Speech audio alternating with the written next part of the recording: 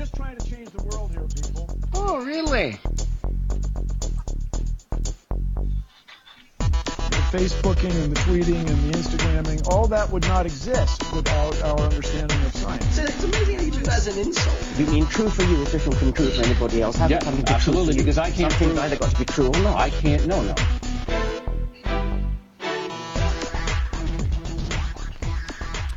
Good evening, ladies and gentlemen and citizens of Nedlandia. This is ORLY Radio number 107 for Friday, April 29th, 2016, where we dismantle the current events for your edutainment through mostly rational conversations that'll make you go, oh, really? I'm your host, Andy Cowen, and I have my usual suspects. I've got Michael Robinson, I've got Stephen Griffith, and I've got Daniel Atherton.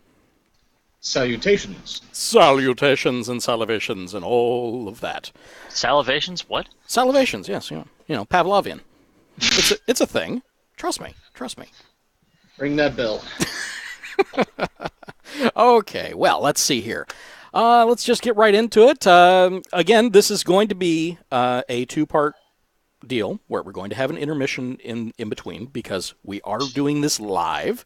And to give our aging bladders, a rest in the middle. In about 46 minutes or so, we're going to wrap up this one, have a 10-minute break, and then we'll be back. So if you're watching in the live stream, that's what's going to happen. If you are catching us after the fact, then just go to the next one, because it'll show up as 2. And my phone is apparently talking to everything. Okay, there we go. Alrighty.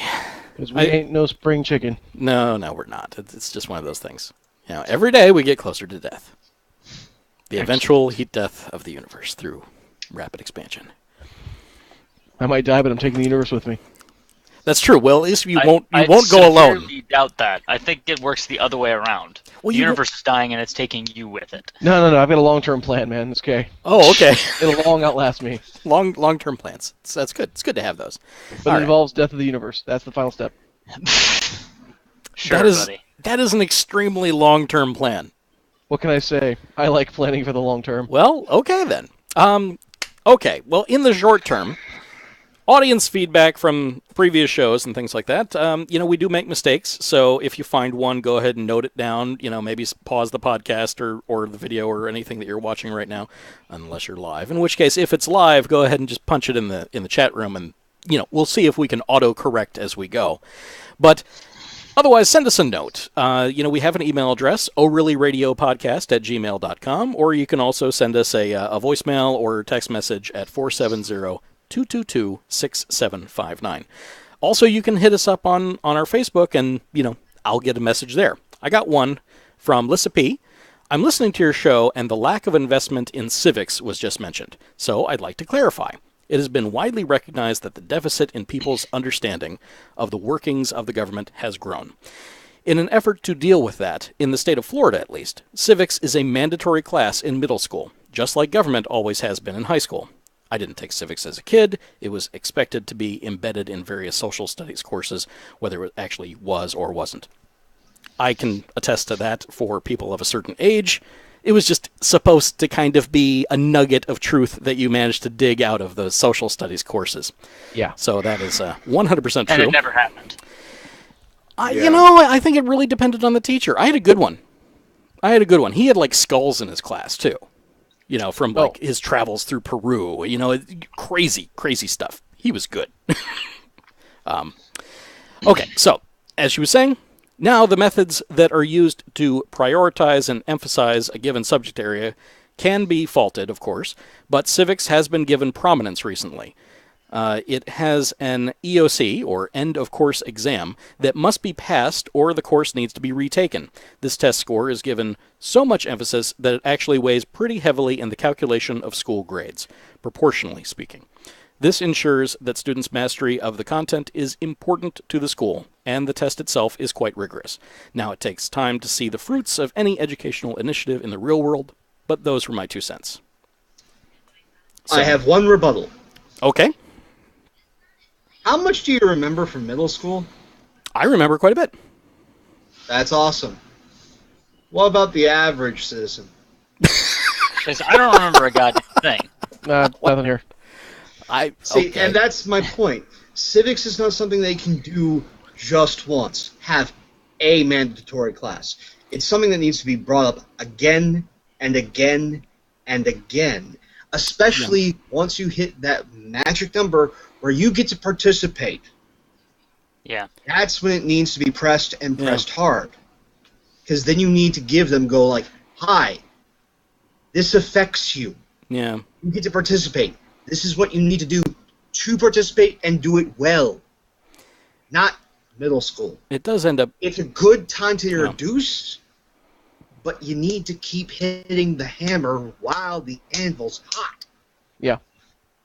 If the anvil is hot in the first place. You know, sometimes that doesn't exactly come to the fore. That requires good teachers that know what they're doing and are willing to get the people and students excited about it and make it interesting. Like, apparently, your teacher, who I'm sure held up the skulls and said this is what happened with students who failed. You know, I don't think he actually said that, but yeah, I think it was implied. But no, I understand where she's coming from. My only issue with it is, once again, looking at it, especially with Florida schools, is the fact that it is an EOC course, and the fact that it's part of that whole... Teach for the test? Yeah, you're teaching for the test rather than teaching for the information, which is, we're getting back into the whole standardized test issue. Yeah, but the testing is necessary, because otherwise you don't know whether or not they actually paid any attention. That's been proven to be not true. In several countries in Europe who have done away with standardized testing and largely have much less testing just in general, and when they go around to test, the students have better retention and have better understanding of the knowledge base. But they still have to go around and test, don't they? Yes, but they test like a fraction of what we do. Well, this is an end of course exam. It's not testing all the way through.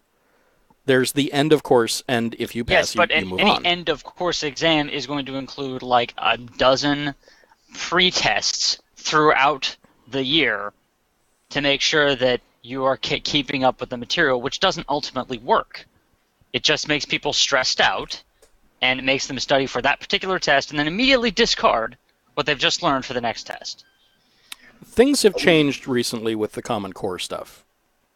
You know, it's not the same schooling that we went through. True.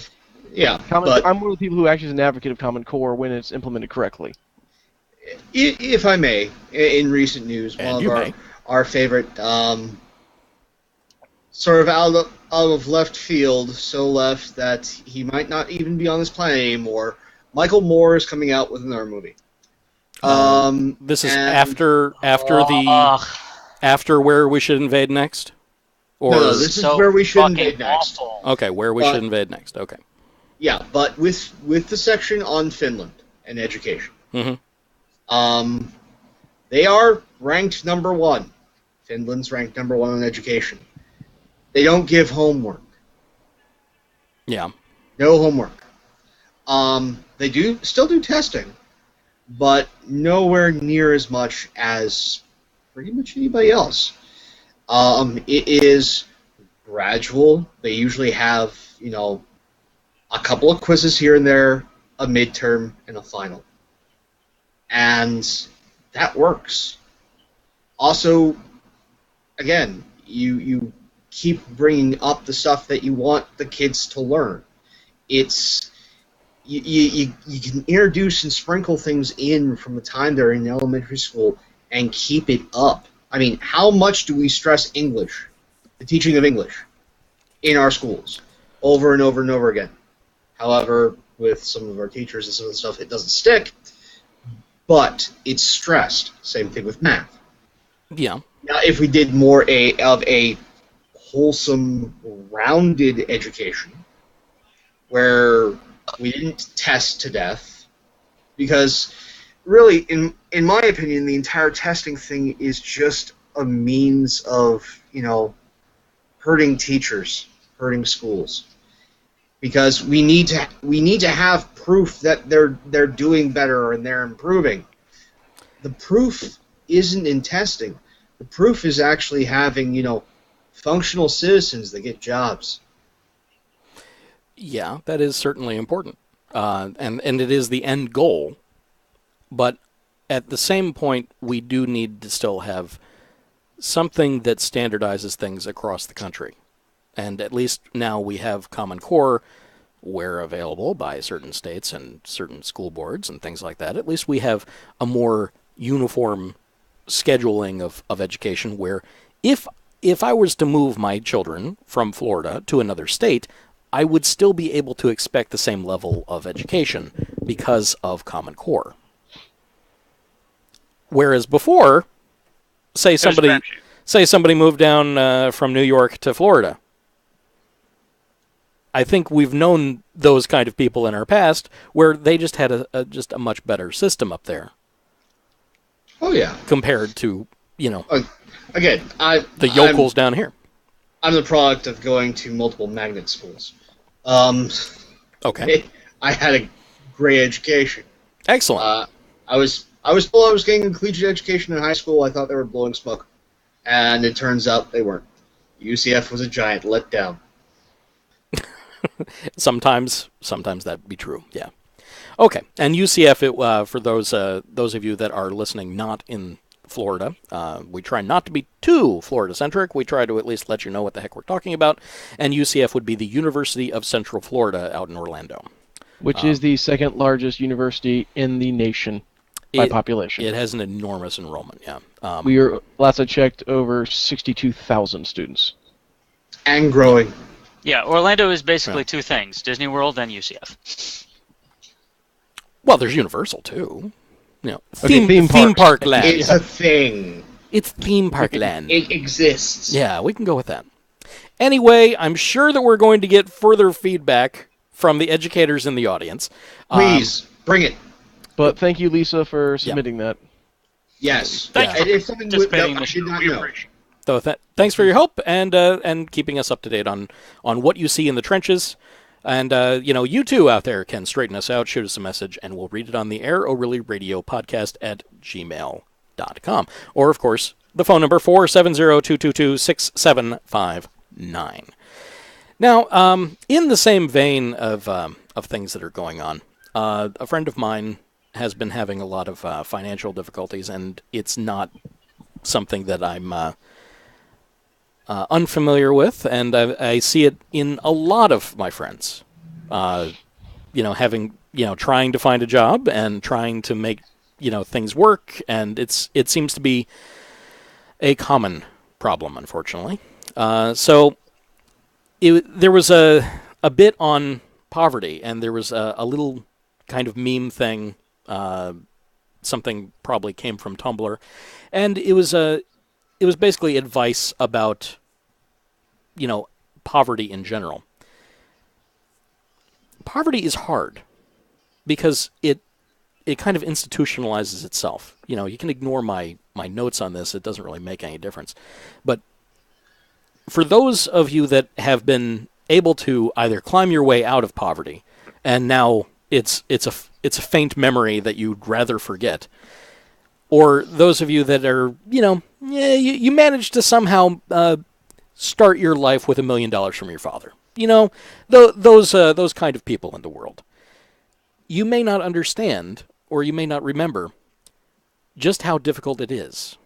And as I was looking at this, I was trying to think how to present it, and I found another article. 1 in 4 Americans have PTSD-like symptoms from financial stress. PTSD from paying your bills, from making sure that you have a roof over your head. I'm sadly not surprised. Neither am I. But at least somebody was doing a study. Of course, it was a study that Forbes had it out, and they were trying to keep it behind a paywall. It was rather annoying.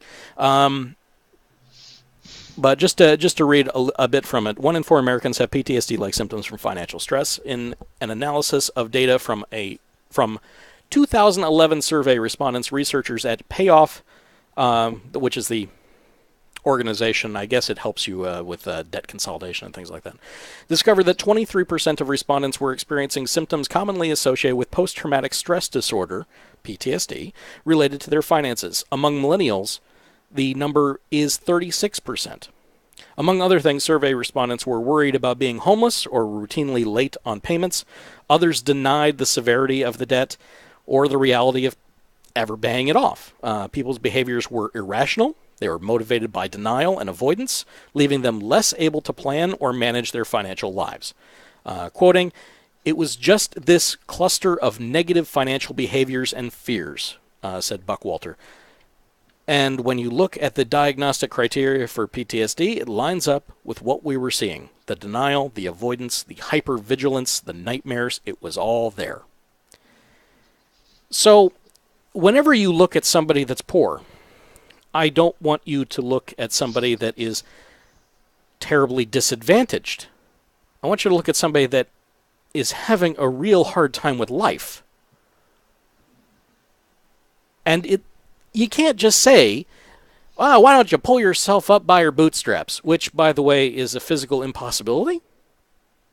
You know, you can't do that. You cannot physically lift yourself up by your own hair, you know, things of that nature. You can't do it.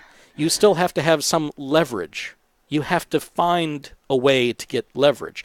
And in many cases, there are opportunities.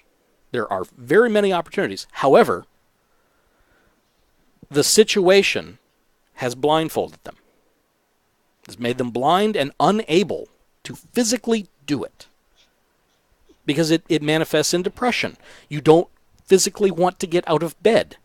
You don't want to do these things. You'd rather just go back to sleep. In some cases, you'd rather not wake up again. You know, it's really difficult to explain to people that have never had these symptoms about these symptoms. But it works in the whole, you know, we went through the DSM-5 a long time ago, and maybe we should, pick and go through a couple again. But depression is one of those things that is near and dear to my heart, the dark, deep, dank recesses of my soul, as it were. And it's something that I think most people, if they're being honest with themselves, can relate to. The problem is with PTSD and things like that, you have a lot of denial. You don't want to face it. You want to ignore it and want it to just go away. So I had a little bit of advice from my friend, and that is that, this is where I'm actually going to read from it. So, talk is free. Ideas are free, like the things that we're doing here in the podcast. It's free to talk to people. It's free to talk to your friends. Whether or not you have your mind open to it, you might need to talk to just a perfect stranger, because sometimes they have the right advice at the right time. Even if you've heard it 1,000 times before, it's going to resonate from somebody else better. It's just psychology. It's one of those things. That's why talking to a therapist that you've never had any interaction with before sometimes can work. Same thing with talking to a bartender. Sometimes those things work, as long as you're not, already inside a bottle or something like that. Networking with people and collaboration, it's really the right way to, quote, bootstrap yourself, because you're not doing it yourself. They're giving you that leg up, whether it be just an idea or actually having some capital or anything like that. Like I was saying, that even Donald Trump needed a loan from Daddy Warbucks to really get started. So if I can give you any advice on climbing out of really any situation, but especially a financial one, is to plan ahead. To try, make a plan. It's important. It's very hard to do when you're at the bottom. And the statements of, you're at the bottom, there's nowhere to go but up from here. Yeah, well, that's nice to say, but it doesn't really work that way in many cases. And you sure as hell don't want to hear it when you're at the bottom. It certainly sounds condescending, and I also want you to think the people that are talking to you about this do not know how to talk to you about this. So cut them just a little bit of slack, because they don't know what to say. That all the blindfolds that you have about getting out of your situation, they have blindfolds to keep them from getting into your situation. They don't know how you got there. you can go ahead and you can explain it, and maybe that would be cathartic if they're willing to listen and you're willing to talk. But again, talk is free. It's a good idea. Just let it out. Do what you can. Now, as far as planning, I was, I'm constantly telling myself that I need to plan more, and planning helps because it's just writing it down, and sometimes just writing it down, then you have something to grab onto, something to look forward to. You're forcing yourself to look forward if you make a plan. In many cases, I also try to start backwards. I go all the way out to like the end of my life, or what I can theorize is the end of my life. And you just kind of picture where you'd want to be. It does not have to be grandiose. It does not have to be like the Olstein Mansion or anything like that. That's kind of unrealistic. Even if you are, Daddy Warbucks, you don't know that you're going to have that mansion-worthy estate in the end. But just to not think it's like, all I really want, when I'm 70 is a one-bedroom studio that I don't have to worry about paying for, and enough money to eat and get whatever medications I'm probably going to need, because when you get old, you have medications that you need to keep on living. So that's all I need. Health insurance, food, a roof over my head, maybe some travel money, take a vacation. These things sound good. Those are tangible goals. And they're not grandiose. They're rather modest.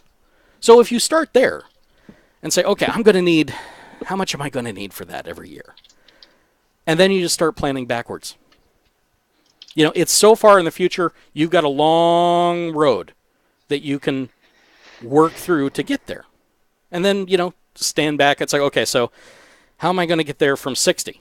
If I'm planning for 70, how am I going to get there from 60? How am I going to get to 60 from 50? How am I going to get to 50 from 40? And so on and so on.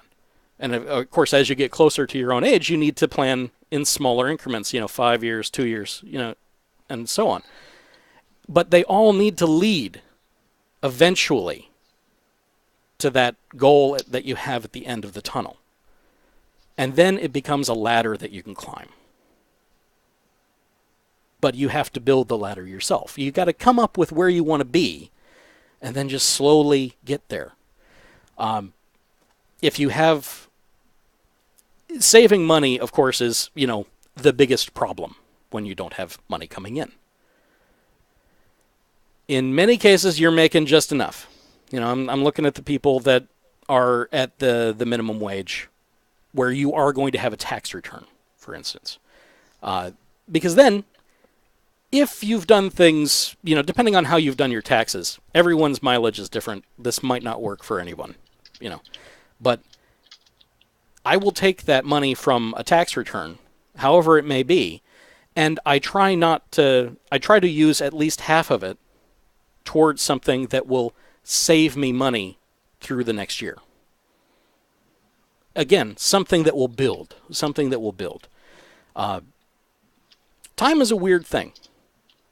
Because as we get older, we experience time very differently from when we were young. The years just start flying by. We're nose to the grindstone. Our routine eats up all the time that we have. You get up, make breakfast, get to work, stay at work for 8 hours, maybe longer, then come home, then, go through your routine, done. That's 5 days. And then you got the weekend. Maybe you've got the weekend. Maybe you're running a second job. So all that time just accelerates. It's a blur. And if you have a family, you got kids, even more so because you're focused on getting them to their next stage over and over and over again. So time just flies by, and you don't understand, where did it all go? And if you don't plan, if you don't have a plan that you can work through, that time is just going to go flying by, and you wouldn't have done anything. I've wasted a couple years, easily. by just not having a game plan and, just letting it ride. Just let it ride. Get through the day. Get through the day. Get through the day. Live for the weekend. Live for the weekend. Paycheck to paycheck. Hand to mouth. It's self-destructive in the long run if you don't plan for what's going to come next. I mean, it's not easy. And it may take you a year to plan for the next year, especially when you're at the bottom. But that's the best advice I can give you is come up with a plan. Come up with a long-term, ridiculous plan for where you want to be in the end and work backwards. Maybe it'll work for you. I don't know. But let me know. And if I'm completely off base, tell me that too. Give me some feedback. So that was mine. And you can find the link to the Forbes article where I found the PTSD financial nightmare in the show notes. Out at our website at ORLYRADIO.com, ORLYRADIO.com. And I think, unless you guys have anything to add, which I'm sure you might, but might not want to say anything, then we can move on to history. What do you think? History. History? Yep. All right. Again, well, the thing you said was true. Basically, until you're there, you don't really understand the situation. Yeah. And everyone's situation is differently, so see what you can do, guys. See what you can do. Okay. Hey, let's talk to Fred.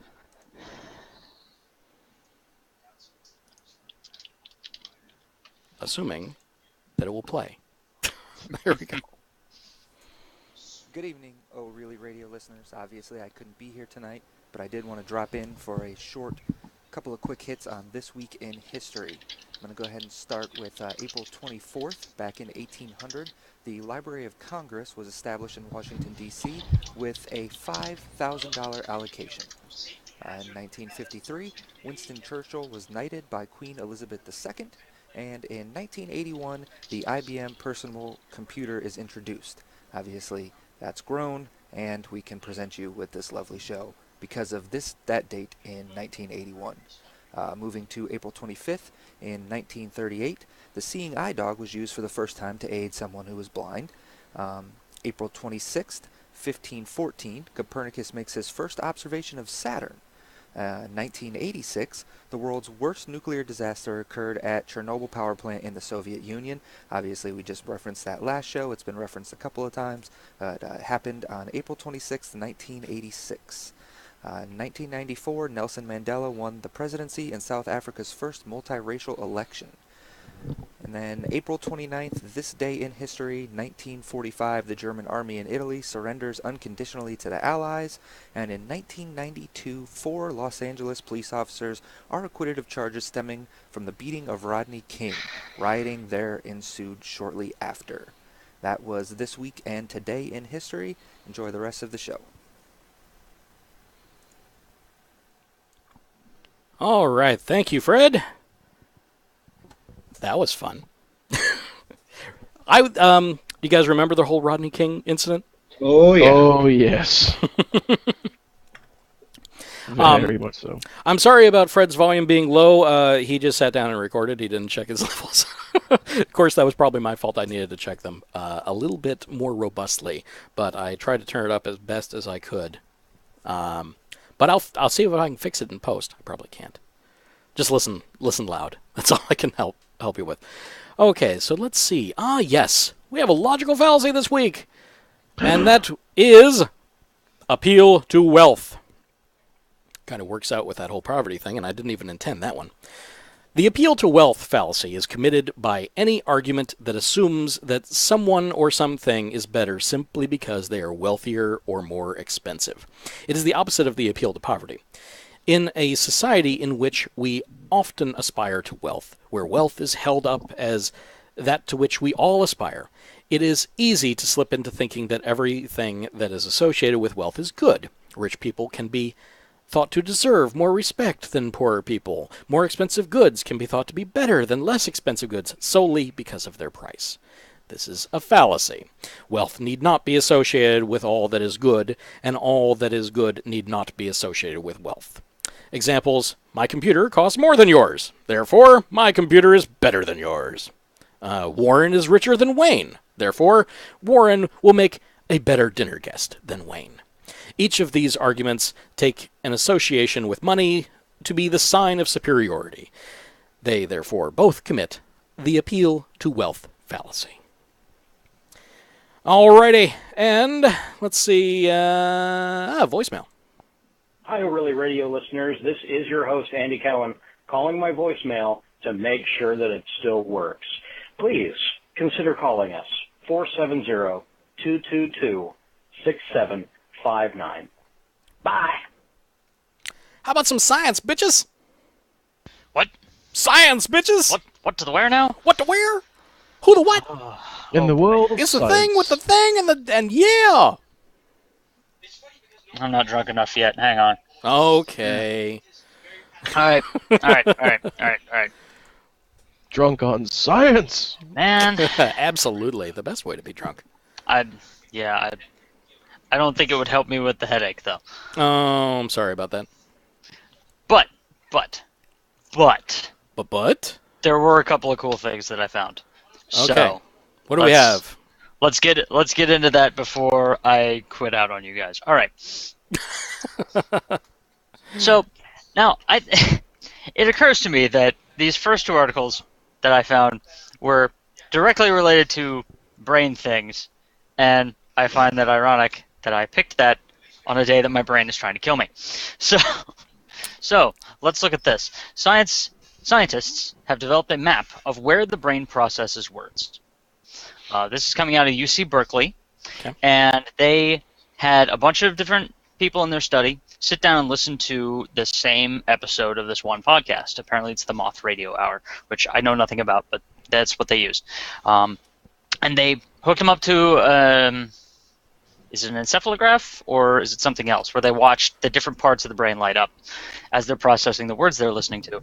And they found that different words trigger different areas of the brain, which was to be expected. But the more interesting thing was they found there were a lot of commonalities among the participants. There were some differences because no one is, people are not carbon copies of each other.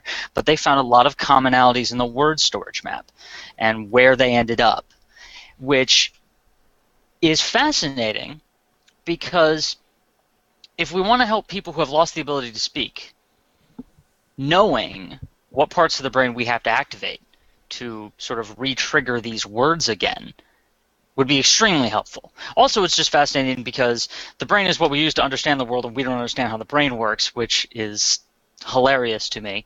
And the more we learn about it, the more we understand about, how we think, which means the more we can make ourselves think better and learn better. Which, we were talking about education earlier. Wouldn't it be wonderful if we had a process by which we could teach someone something and guarantee that they would remember it forever? And I know we talked about this ages ago. We were talking about how they were starting experiments with music and instruments and stimulating certain areas of the brain to help people learn instruments faster. And this is kind of the same thing, but with words. So, we're moving into the point where we can basically download knowledge directly into our brains because we know where they would be stored, which is fascinating. I could use some direct neural interface. I'm good with Right? that. Yeah. Hell yeah. I'm just thinking about this in terms of stroke victims. Yes. Well, yeah, that is what they're working on first. Is this is specifically to help people who have brain damage. My wife's mother, my mother-in-law, she had a concussion and now has what is the one where you have the difficulty remembering nouns? Whatever that is called. She has difficulty recalling nouns. And this would be something that would help her, retrain the brain to remember nouns. Yeah. So. Anomicophagia. Yes, that's the one. Oh. Your Google Foo is excellent, sir. Excellent. Very strong. So, coming straight from study senior author Jack Gallant at UC Berkeley, although the maps are broadly consistent amongst individuals, there are also substantial individual differences. We need to conduct further studies across larger, more diverse samples of people before we'll be able to map these differences in detail, but it's promising. The fact that there is so much parallel already is really helpful. And it seems to be, it seems to be that they're going off of not exactly what the words are, but more what they mean, because as it turns out, that's how the brain is lumping together the words in the brain.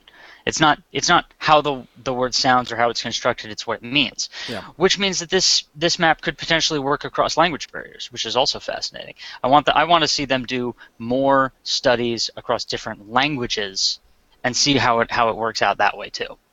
Oh, first steps in making that universal translator. Exactly.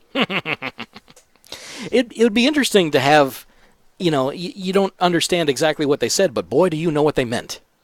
Yeah. So, maybe that's just as good. And some of the nuances may be lost, but, yeah. Fascinating. Most fascinating. Let's see. How about this next one? What is this? The single-celled slime mold. What? It can learn and remember? Mm-hmm. What?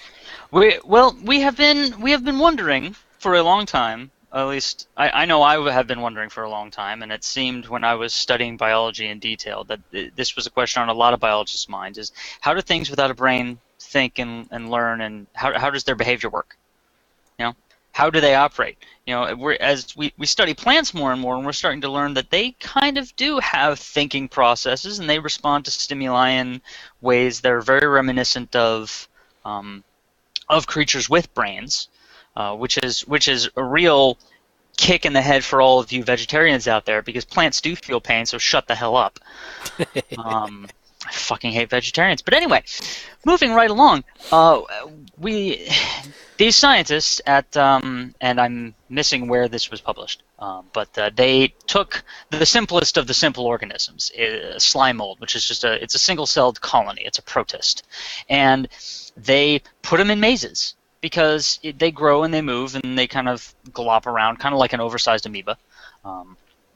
And they put, just like every maze experiment, you put the creature on one end, food on the other, and you have them figure out how fast they can get through. Well, they put molecules that were bitter in the way of the creature, so that they could either go through it or go around it. Well, bitterness tends to translate to harmful. That's why it evolved the way it did. That's why things are bitter, because things that are bitter have evolved to be that way, to warn us, don't eat this, it'll hurt you. I know that I've evolved to be bitter. But the slime mold eventually figured out that these little patches of bitterness, which were blocking the quickest route through the maze, were actually harmless. They learned that it wouldn't hurt them, so they went through it anyway. And they started solving the mazes faster because they learned what was actually harmful, what was actually an obstacle, what was not. Now, they don't have terribly good memory, because you take the colony away from the experiment for a couple of weeks and you put them back into it, and they don't really remember all too well what happened. They have to learn again that these obstacles are not harmful. But the fact that they can learn it at all just throws all of our theories of cognition out the window. How does something without a brain learn? Huh. This was published in the April 27th issue of the journal Proceedings of the Royal Society Biological Sciences. That's a fairly reputable paper. Yep. Nice. I'm kind of crazy about slime mold now. It's going to be in the next dungeon I run. Slimes. Yeah. Oh, yeah. Yes. Yeah.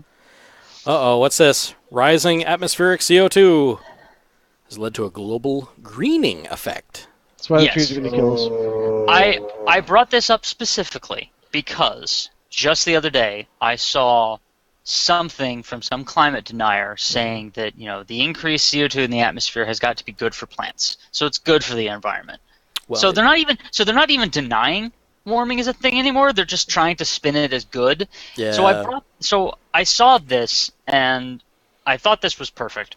So I threw it in here because the long and short of it is this. Yes.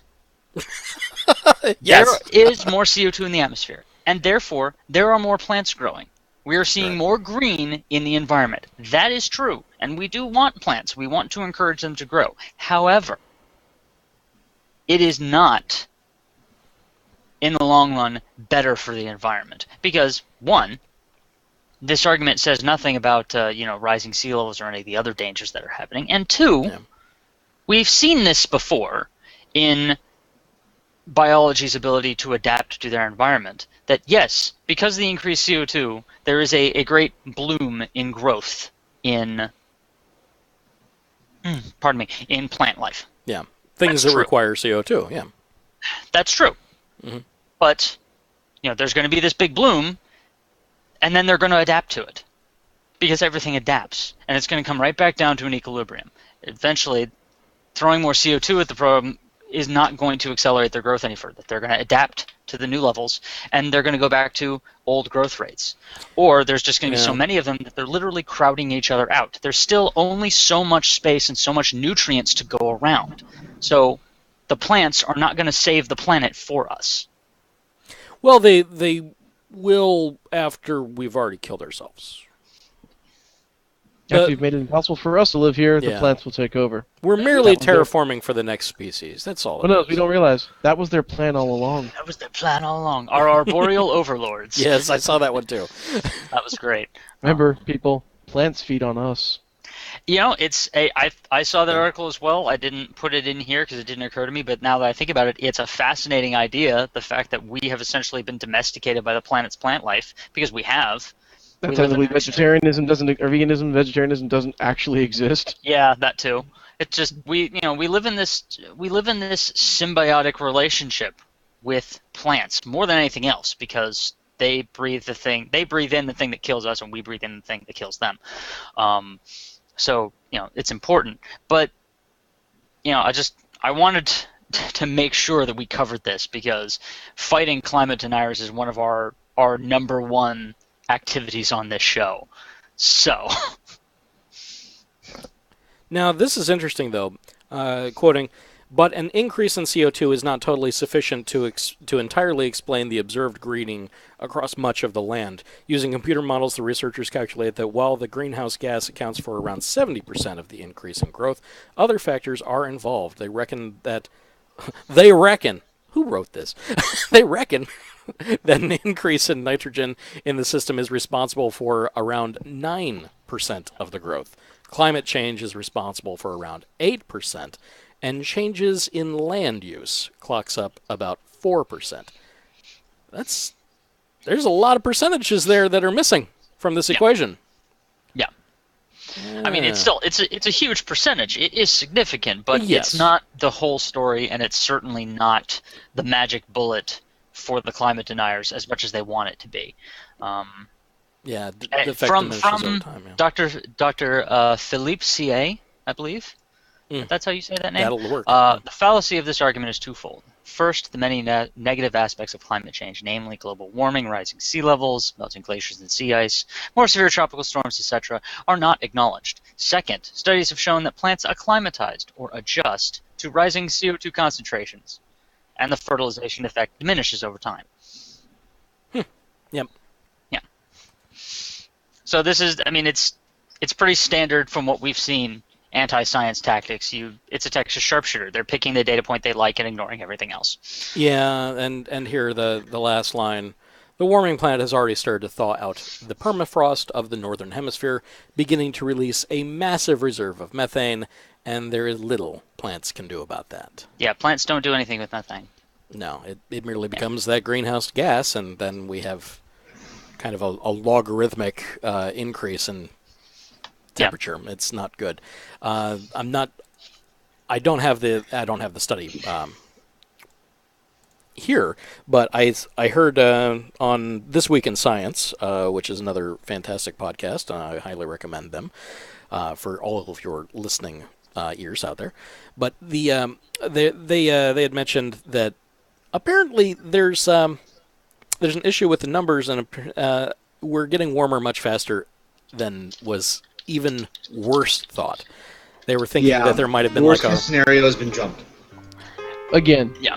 Let's put that word in there. Again. Again. Yeah. Every time they put them out there and put out these studies, scientists have always said, okay, here's where we think it might be. Here's a conservative estimate. Here's the worst case scenario. And every single time they've done a test, like 5 years after that test came out, and said, okay, this is worst case scenario. We'll hit this in 50 years. Everything else, they've blown past that by 20% and plus. Yeah. Now it's not every year. If you take it back to like the 1980s or so, there's actually been a lot of up and down. Only recently has it been just a steady trend upwards because our methodology is not perfect. Every time a new study comes out, the methodology changes and hopefully improves. And this is something that I wanted to bring up because, much to my consternation, I follow various blogs on Facebook that are of the political orientation that I am not, just to see what the opposition is saying. Yep. And specifically, I follow Ron Paul. And Ron Paul loves to say that because scientists have been inconsistent on climate change, that it must be a hoax. And I'm just like, no, you're a moron. They're inconsistent because when we get new data points, we revise our models, because that's how science works. Every time you find out you're wrong, you correct yourself. Yeah. But apparently, for the libertarian camp, that shows that you're a wishy-washy idiot, or that you're a conspiracy theorist. Yeah, So, at least his brand of libertarianism. Yeah, it's definitely that way. Yeah. So speaking of libertarians and Ron Paul, who was a obstetrician, this is interesting. So, zinc fireworks reveal quality of human egg. Yes. Specifically, what's going on here is that they... First visible signs that an egg is fertilized is the newly discovered human zinc spark. Zinc is visualized in this video that we're showing here. So as soon as the sperm actually penetrates the egg wall, it's a chemical reaction. Harnessing differences in the amount of zinc released at the time of fertilization could lead to a better outcome of in vitro fertilization. It's true. Only mature human eggs release zinc at the time of activation. In this next video, the right two eggs are mature and the far left egg is not. Okay, so here we see... It's kind of difficult to see, but it's... Oh, there it goes. Boom, boom, boom. Interesting. Okay, so blastocyst, non-blastocyst, unactivated. So, that's interesting.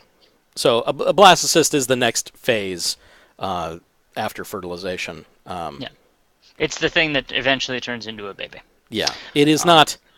That is the time when the soul is breathed into it, which is what I've heard on the internet already about this.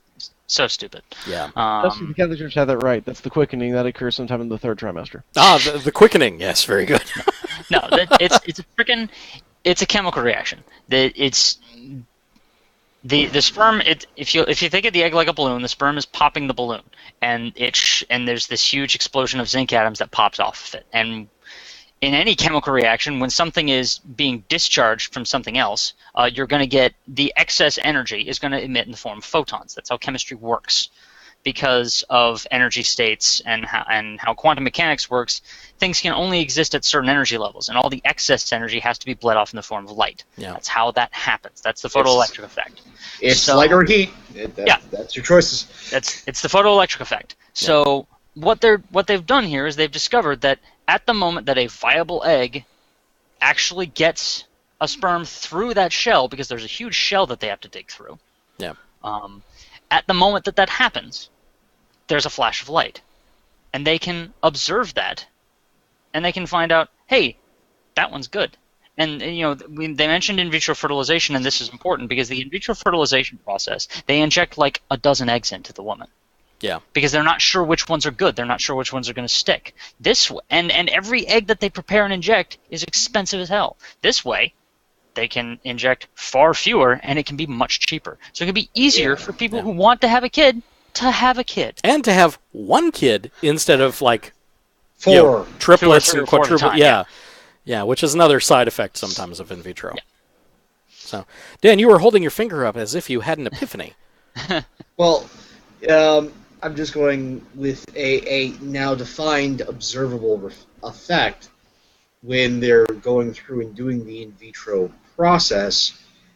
All you need to do is look for the flash and then deposit 2 eggs. So the cost should skyrocket down in the next 10 years. I believe that would be plummet. Plummet. It's what happens Skyrocket after the. down. It's what happens after the rocket goes up. Skyrocket just plummeting and. It goes up, turns around, engines fire, comes down. The exact. Yeah. I'm reminded of the great XKCD comic of the Upgoer 5. And down at the very bottom, they're looking at the nozzles for the Saturn V rocket, and it says, "This is the part where fire comes out to send you to space. If this part is pointing to space, you are having a bad problem and will not go to space today." Truthiness. Very truthiness, yes. So I just wanted, I have one last one, and then we'll jump out to break. The oceans are apparently running low on oxygen. Crap. Yeah, that's not a good thing. So yes, there's an increase in CO2, and as the oceans are warming, as the air is as well, there's underwater methane that's bubbling up through. And depriving everything of oxygen. Right, yeah. So the reason is simple. According to basic thermodynamics, cold water can hold more dissolved gases than warm water. As our ever-warming atmosphere heats the surface of the ocean, the oxygen content starts to fall. Also, as warm water, it expands and gets lighter. This makes it less likely to sink, which in turn reduces the transport of oxygen from the atmosphere into the deep ocean. All of this is well-established science. It's understood that oxygen content of the ocean varies all the time due to changes in weather, seasons, latitude, and longer-term climate patterns like El Nino. But the study published this week in Global Biogeochemical Cycles. I didn't even know that was a riveting magazine. Yeah, it's like, man, these are some weird journals that we're finding. I'm telling you. Is the first to show that oxygen content of the world's oceans is now falling thanks to climate change. So, yeah. And that's that. So, ladies and gentlemen, yes. Support your local scientist. Support your teachers. All those things. And with this, we will see you in about 10 minutes as we go do the necessary things. Smoke them if you got them. And we'll see you real soon. If you are listening in post after all this has happened, then please go ahead and hit next. And go to the next one that should already be in your podcast player or already in the playlist out on YouTube. And we will see you real soon.